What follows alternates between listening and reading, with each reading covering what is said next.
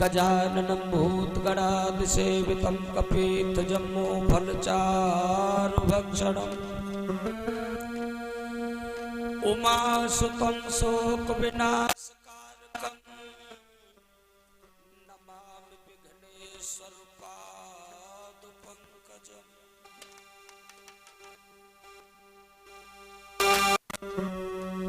जय गणेश गिरिजा सुमन मंगल कर्ण महेश।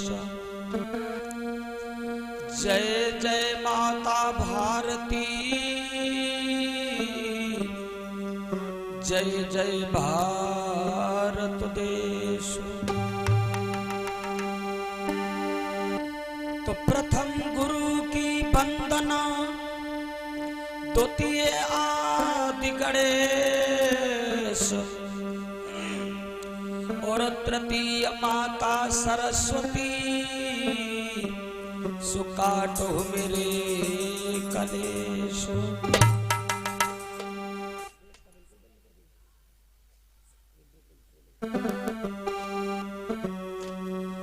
मंगलम भगवान विष्णु मंगलम गरुड़ध्वजः मंगलम पुंडरीकाक्षा सुमंगलायतनो हरि। एक बार प्रेम से बोलो श्री गोविंद भगवान की, बोलो श्री साचे दरबार की जय। परम आदरणीय उपस्थित हमारे इस धर्म पंडाल में सभी श्रोता बंधु,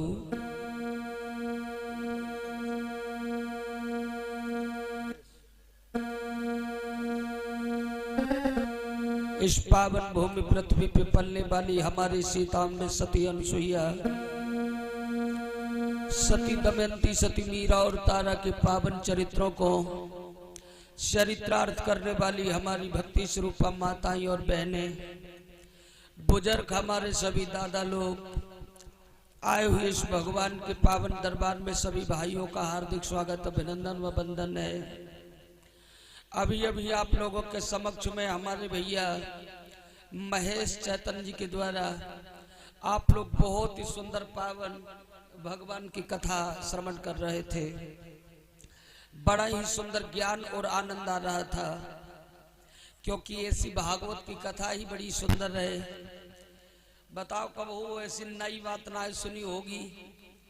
माताओं के गर्भ से बच्चे पैदा होते, लेकिन कोई आदमी के गर्भ से बच्चा नहीं पैदा होता है। लेकिन ये कथा स्पष्ट कर रही है कि आदमी के गर्भ से बच्चा पैदा हुआ, और जो आदमी के गर्भ से बच्चा पैदा हुआ वही बच्चे से आगे चल करके ये यादव वंश का विख्यात हुआ। भाइयों, ये बड़ा ही सुंदर श्राद्ध दो मनु महाराज की कथा है।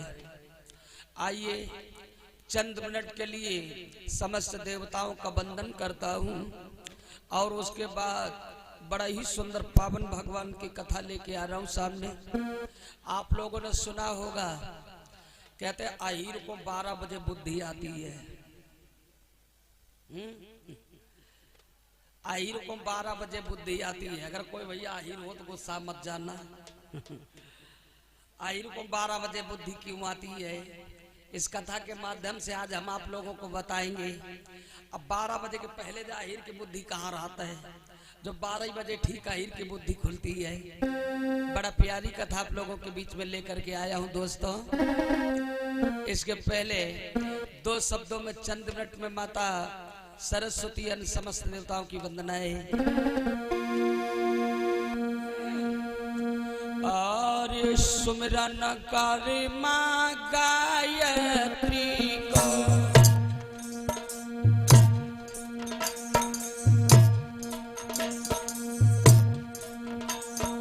आर्य सीता सावित्री सदना जय बजरंगी हरि के संगी, और जंगी गदा रही थी लहराई।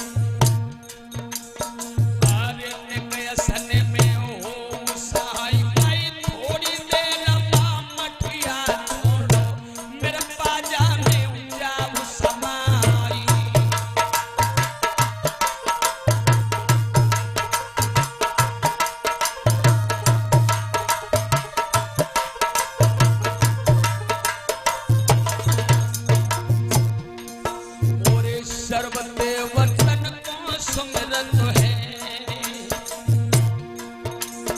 अरे मनिया सुमेरी महोबा क्या रामचंद्र हम तुमको सुमिरे पत्थर बन थी अहिल्या नारी।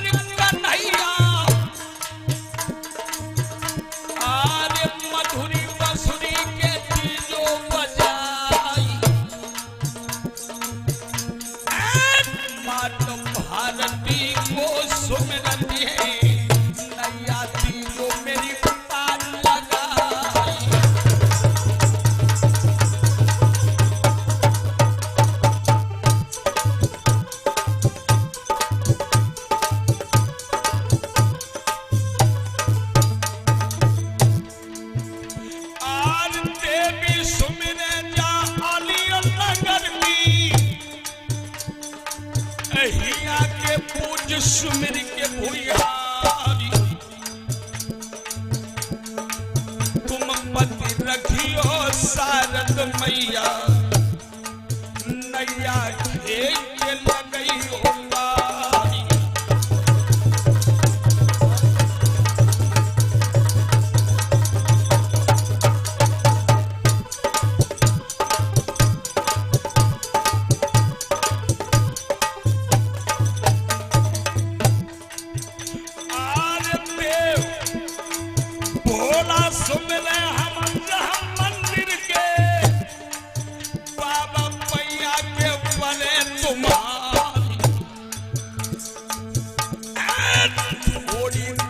प्रभु मठिया छोड़ो राम कथा में बैठियो आई।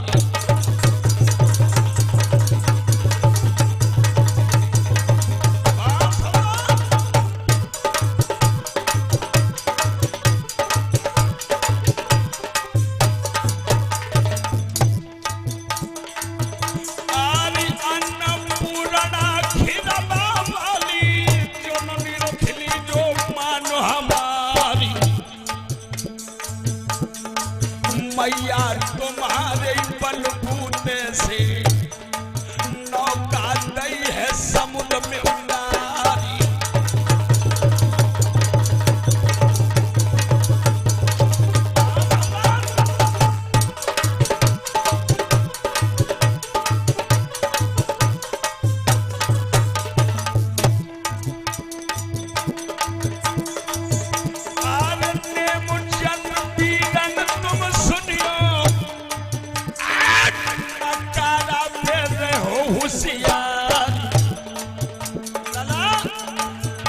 अरे जो कोई बधिया भैंसा जो दे वही का पिंड को मुँह जाई।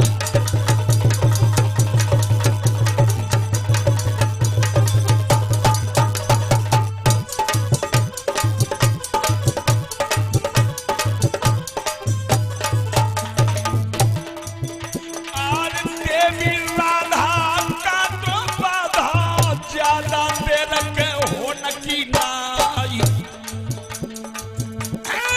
कुंवर कन्हैया मुरली बजैया अरे यादव वंश शिरोमणि लाई।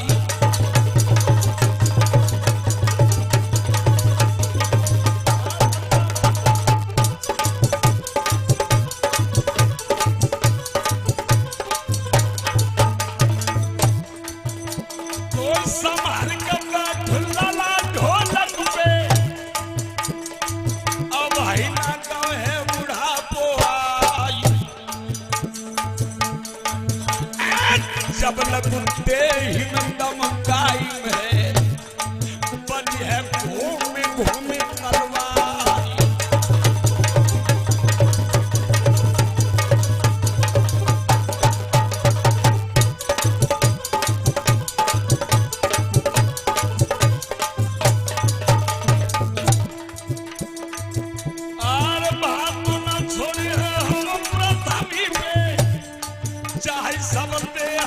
मौत हुई जाए, धोखे न रहियो कालिंदी के, यहू है बेतवा के रो मैदान।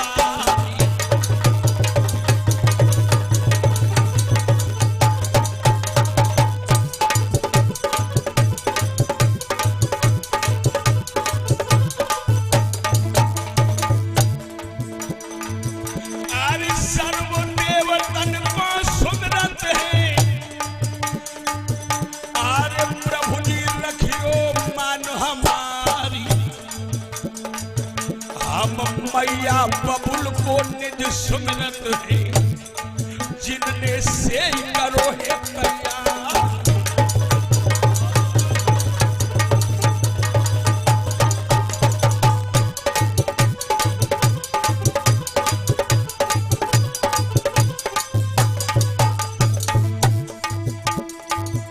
अरे मैया बबुल को हम सुमिरत है, जिनने से करो है तैयार।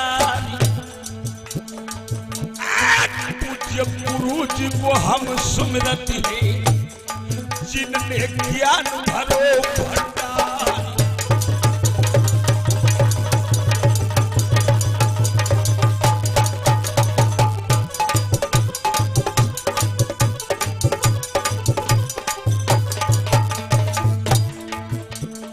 मात मैंने तुम्हारे बल से, भवानी तुम्हारे बल से, नैया समुद्र में तीनों डाली। मात मैंने तुम्हारे बल से, नैया समुद्र में तीनों डाली। मात मैंने तुम्हारे बल से, नैया समुद्र में तीनों डाली। हाथ में बल्ली ले लो, हाथ में बल्ली ले लो, हे के लगाए दे मैया पारो। हाथ में बल्ली ले लो, हे के लगाए दे मैया पारो। हाथ में बल्ली ले लो, हे के लगाए दे मैया पारो। मात मन तुम्हारे बल से, भवानी तुम्हारे बल से, नौका समुद्र में तीनों डाली।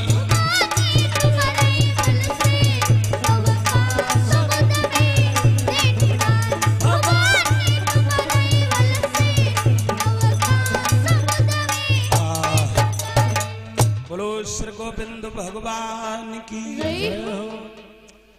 एक बड़ा ही सुंदर राजा हुआ है। दो प्रतिष्ठानपुर का राजा था लोगों। इस राजा का नाम था नहुस। आज इस कथा के माध्यम से एक नई खोज बताऊंगा लोगों। लोग कहते अहीर को 12 बजे बुद्धि आती है, तो अहीर को ये 12 बजे बुद्धि क्यों आती है? भागवत की कथा है भाइयों, जरा उसे शंका मत करना और बड़े प्यार से श्रवण करो कि अहीर को 12 बजे बुद्धि क्यों आती है। एक बड़ो ही सुंदर राजा हुआ है जब भूमि के ऊपर, जो प्रतिष्ठानपुर का राजा कहलाता था। इस राजा का नाम है नहुस। याद रखना भैया, राजा का नाम है नहुस। महाराज नहुस ने एक बार अपने मन में संकल्प किया कि मैं 100 अश्वमेध यज्ञ करवाऊंगा और 100 अश्वमेध यज्ञ करवा करके मैं इंद्र की पदवी को प्राप्त करूंगा। वैसे गिरिस्थ आदमी को यज्ञ करवाना कोई जरूरी नहीं होता है। ये यज्ञ महात्मा लोग करवाते हैं, यज्ञ संत लोग करवाते हैं। गिरिस्थ यज्ञ क्यों नहीं करवाता?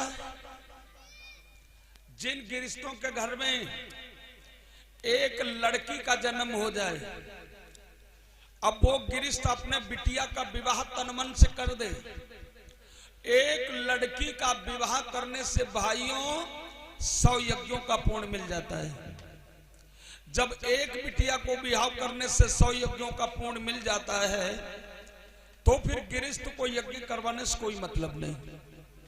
ये महात्मा लोग यज्ञ करवाते हैं। क्यों यज्ञ करवाते हैं? महात्मा लोगन को शादी ब्याह कुछ होता नहीं, इनके लड़का बच्चा कुछ है नहीं, तो महात्मा लोग 100 यज्ञ इसलिए करवाते हैं कि जब 100 यज्ञ हम करवा देंगे तो हमको बहुत बढ़िया इंद्र का पद मिलेगा या हमको बहुत बढ़िया पुण्य मिलेगा। वैसे अब तो महात्मा लोग यज्ञ कम करवाते हैं, अब महात्मा लोग भी लड़कियों की शादी करवाने लगे। अगर कोई गरीब इंसान होता है, अब गरीब इंसान के पास कुछ नहीं होता है, तो ये बाबा लोग गरीबों की लड़कियों को बढ़िया मंदिर में विवाह करवाते हैं और दहेज वह सब बाबा लोग देते हैं। ये बाबा लोग वो यज्ञ के बजाय ये यज्ञ करने लगे। क्यों? अब लोगों को लड़कियों से बहुत बड़ी नफरत हो गई। वैसे तो पहले के राजा महाराजा लोगों के घर में लड़का होते थे, लेकिन लड़की के लिए भगवान से निवेदन करते थे। लेकिन आज की समाज में अगर कोई के घर 2-4 लड़की बिटिया हो जाए तो वो माँ भगवानों के यहाँ पांजर गरियाव लगा कहीं करिया काटा मरी नहीं जाती है। यू भगवान अपना कहवावत, हाय भगवान हम गरीबन की ओर ना देखा, हमरे घर सब बिटिया बिटिया फाटी पड़ती हैं, अरे एक लड़का हो जात होगा। सब्र से काम लो, शायद करार आ जाए, लेकिन इतना मत खाओ जो कच्ची डकार आ जाए। हम भैया अगर 2 लड़की ज्यादा एक 2 लड़की हो जाए उसके बाद ज्यादा मिला तो सुरेंद्र से संपर्क कर लेना। वैसे हमारे घर वाले तो बहुत ज्यादा मना करते हैं, लेकिन हम डॉक्टरों हैं, वैद्यों हैं, दवा देता है। आप लोगों के आशीर्वाद से एक नहीं लमसम 4, 6, 10 जिलों में हमारी दवा अरे दिल्ली तक मेरठ तक जा चुकी है। लोगों को बड़ा फायदा हुआ। अगर 2 लड़की है, एक लड़की है भागत चले और हम दवा दे देना ना ना, धर्म कर्म करने के लिए 1, 2, 3 लड़कियां हो जाएं, उसके बाद भगवान की दया से जरूर, और जी का ना ही चाहिए तो पहले ही चले और पहले ही हम दवा दे देंगे। बोलो श्री गोविंद भगवान की। महाराज बहुत पुनीत कर्म करता है। एक दिन राजा ने 100 यज्ञों का संकल्प कर लिया लोगों, और यज्ञ करवाने लगा। जब राजा की 100 यज्ञ पूरी हो गई तो राजा ने मंत्री को बुलाया। अरे मंत्री क्या कर रहा है? क्या कर रहा है? संहिता कह रहे हो? कहा तुम हरमा मचे रहो जो मार थक गए। एक बात सुनो बेटा,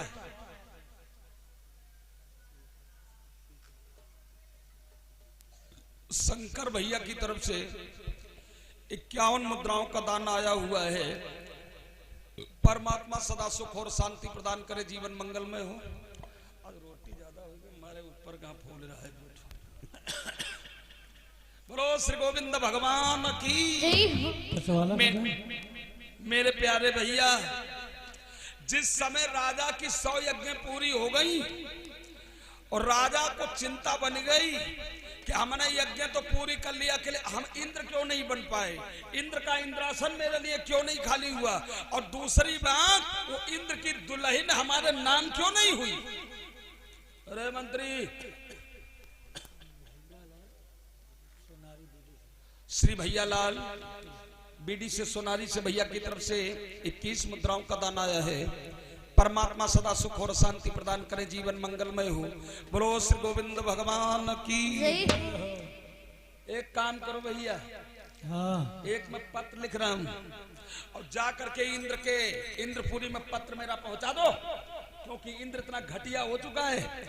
अभी तक उस नालायक इंद्र को यह नहीं पता है कि एक राजा ने बहुत बड़ी तपस्या किया है और यज्ञ करवाने के बाद वो इंद्र हो गया। अब भी वो इंद्राणी को लिए बैठा है। ले मेरा पत्र लेकर के इंद्रपुरी को जा। जी महाराज। और सुनो, इंद्र की दुल्हन इंद्राणी को लिबाए ले आइयो। साथ है? क्यों नहीं लाओगे? जब हमने 100 यज्ञ करवाई तो इंद्र में बन गया, और जब इंद्र में बन गया तो इंद्र की इंद्राणी हमारे नाम हो गई। जी महाराज। जाओ जल्दी के साथ मेरे भैया। अब वो धीरे धीरे धीरे धीरे धीरे धीरे महाराज की जय हो। जय हो। हम राजा नहुस के भेजे हुए मंत्री हैं। तुम राजा नहुस के भेजे हुए मंत्री हो? जी महाराज। मंत्री जी आपका स्वागत है, सम्मान है, बैठ जाओ। महाराज हमारे राजा नहुस ने 100 यज्ञ किए हैं तो वो इंद्र पद के अधिकारी हो गए। तो 100 यज्ञ के तो का हमरे ऊपर एहसान का दिन का हो? तो वो इंद्र पद के अधिकारी हो गए। अब वो शासन सत्ता उनके हाथ में है।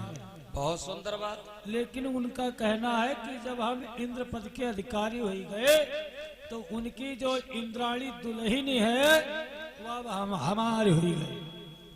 का मतलब? तुम्हारी बात हम सुन रहे अपन। राजा नहुस का कहना है इंद्राणी अब हमारी हो चुकी है। जाओ, राजा नहुस ने बहुत बढ़िया काम किया है। राजा नहुस जैसा पूर्ण आत्मा वाला कोई दुनिया में राजा नहीं होगा। उसने यज्ञ किए हैं तो यज्ञ करके वो इंद्र पद का अधिकारी हो गया, तो इसका मतलब वो हमारी दुल्हन ले लेगा क्या? अब जो महाराज तुम समझो वही समझे। हम तो मंत्री है, हम तो पोथन्ना लेकर आए हैं। ये पोथन्ना लेकर के आए हो? हाँ महाराज। अरे वाह, राजा नहुस की तरफ से इंद्र को प्रणाम। हमने 100 अश्वमेध यज्ञ पूरी की है।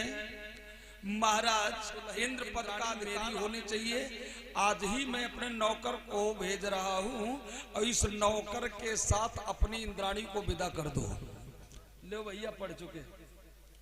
तो क्या करें, महारानी से मिल सकते हैं? हम तैयार हैं, हम तो तैयार हैं, लेकिन हमारी दुल्हन तेने पूछ ले भला जई हो तुम्हारा संग। हे महारानी,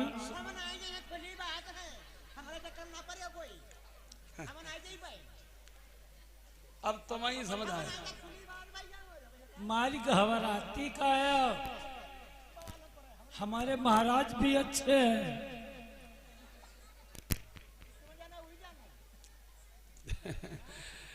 का कह रही इंद्राणी? ना जी आई डोला लाओ। भैया देखो, एक बात बता दे, जब कोई नई नवेली शादी होती है ना, तो शादी में पहले तो डोला लाया जाता है। ये पहले के रसूम थे। और आज जब विदाई को नंबर आता तो बढ़िया सजाई के गाड़ी लाई जाती है। हाँ, तो कुछ व्यवस्था करो। अब कहा रानी ने डोली लाओ। ए सुनती हो, डोली कैसी आनी चाहिए? 4 कहार। वो कहार कैसे हो? आहा, बड़ी सुंदर बात। तो खाली तनिके हो कि जटाधारी हो? हाँ, तो सुनिए क्या कहा इंद्राणी ने। डोली में 4 कहार मच के आवे। हाँ महाराज। अब वो 4 कहार ब्राह्मण कोम के होने चाहिए। हाँ ठीक है ना? ठीक है। अभी पंडित ये का पकड़ लो पहले, जटा वाले यहाँ पंडित है, जहन न पावे। राकेश भैया जो बहुत सुंदर भाई, भगवान के प्रिय भक्त कथा व्यास भैया राकेश कुमार जी की तरफ से सादर 51 मुद्राओं का दान आया हुआ है।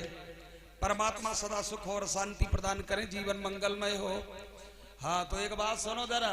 हाँ, तुम जाओ तो मेरी रानी ने कही 8 कहार लेके आओ और डोली में मचिया कर लई हो। अब वो जितने कहार हो, गुड़िया नाए होने चाहिए, ये सब ब्राह्मण होने चाहिए। जी महाराज। जल्दी जाओ, भागत जाओ।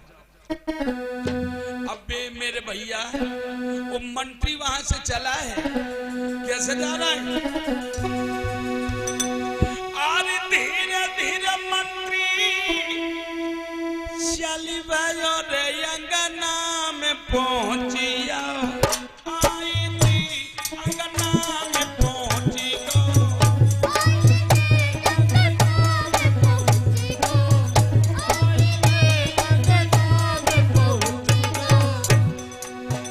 और हाथ जोड़ के रानी से मंत्री ने गिरास। नाई तेरे मंत्री ने गिरास।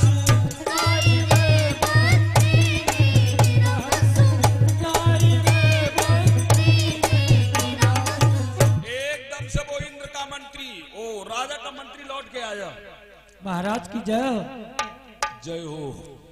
महारानी इंद्राणी जो है वो तो तुम पे पहले से ही आशिक है। उनका कहना है कि हम तो पहले से उनको दिल दे चुकी हैं, लेकिन वो हमारी आज तक विदाई नहीं करवाना।